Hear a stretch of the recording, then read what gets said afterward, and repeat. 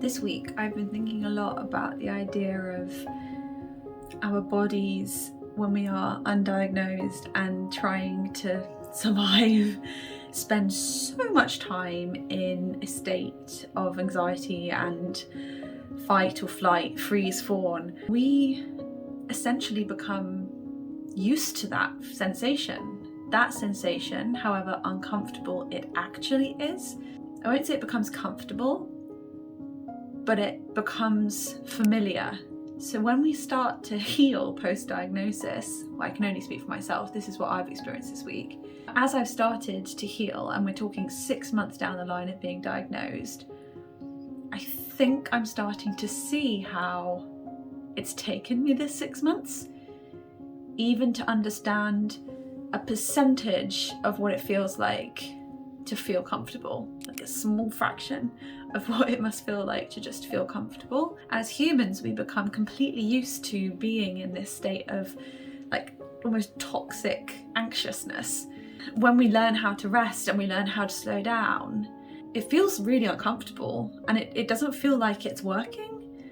And that's how I felt for 6 months. I felt like I'm still worrying in this anxious state in my head, and I'm not yet connected to my body enough to actually feel comfortable letting that go, because I guess it's what has helped me to survive, right? I've just been in a constant state of like cognitive overwhelm and emotional overwhelm forever, my entire adult life. And I had all of these ableist notions of like, well, if you're finding it hard, you just need to try harder. You need to get outside your comfort zone, like, basically the opposite of what I needed, which was comfort and safety and a feeling of being held by things that I find comfortable and safe.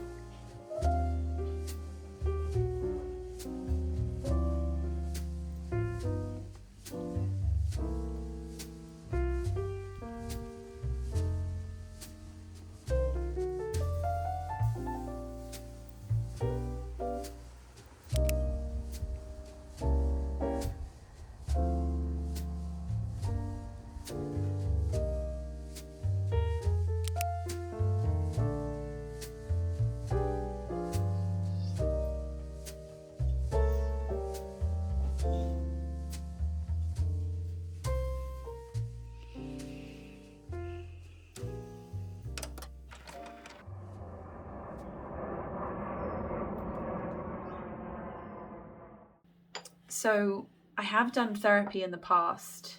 I did CBT, not knowing at the time that I was autistic. I didn't appreciate that CBT is sometimes not the best thing for autistic people. It depends on the person, of course.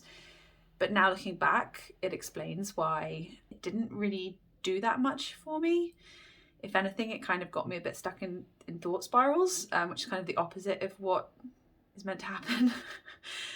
But anyway, that was on and off over the last 10 years. And when I was diagnosed last summer, I knew that one of my first priorities after getting out of the kind of crisis I was in following diagnosis was to start counselling to help me process the diagnosis and also process the burnout I was experiencing, including the occupational burnout as well as the autistic burnout. I found a counsellor who is fantastic. She's also late diagnosed, so I feel like she understands.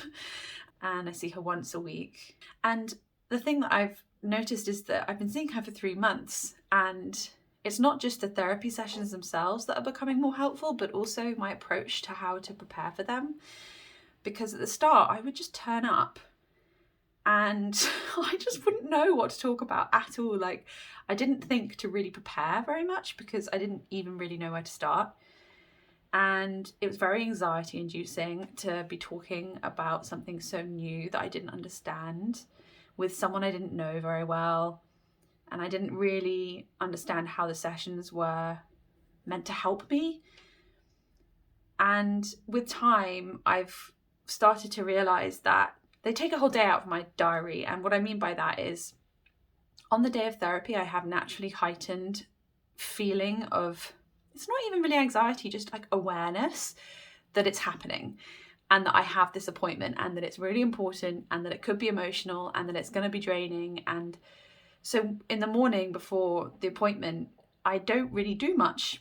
I tend to prepare by really just going with the flow and resting and doing things that make me feel comfortable and safe. Then before counselling actually starts, I sit down with my journal and this is like this really beautiful iridescent lacquer that my sister-in-law gave me for my birthday, and it is so pretty. I don't know if you can see on the camera, but it's gorgeous. Where was I? Lost my train of thought. Oh yeah, so before the counselling session, I will now write in my journal just stream of consciousness to try and work out what I actually want to talk about in therapy. And before I was doing this whole writing my thoughts down beforehand, I'd go in and my thoughts would be a jumbled mess and they wouldn't really come out properly. And we'd spend half the session trying to work out what it was actually that I wanted to talk about. And then the last important bit that I hadn't appreciated about counselling is that it's very, very tiring. Most counselling sessions, I get emotional and I will either cry or I will feel angry or whatever it might be. And it's really important for me to be able to let out that emotion afterwards. So I tend to have like a post-counselling strategy session where I go for a walk or I have a bath or I do something that I know is super regulating for me. So as I've been doing these things, I do think that actually like the impact of counselling has got better and better and better. And I have to mention, obviously counselling is, or can be, expensive depending on where you live. I'm doing all of mine virtually, so I don't have to go anywhere, which is amazing. So I don't have to use up too many spoons. And it's also a bit cheaper than seeing someone in person, especially in London. And I know that some counsellors and therapists also have a sliding scale for people who are unemployed. So yeah, I think now my nails are ready for counselling. And I hope that these thoughts on counselling are of interest or maybe even helpful to you as well.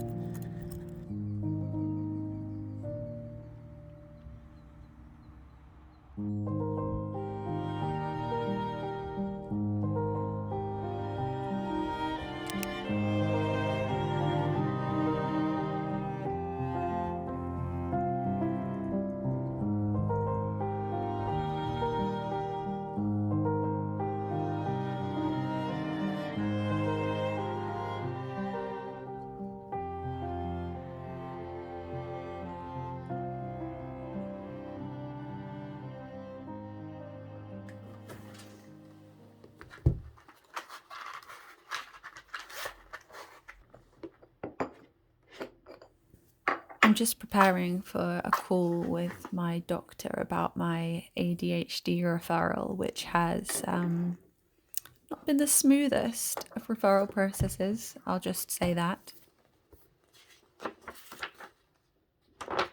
I like to write out lots of notes before I have these calls and then review those notes and research before actually having the call and kind of scripting out exactly what I think I'm going to say. If I do that, it tends to go a lot more smoothly and I tend to feel a lot less anxious.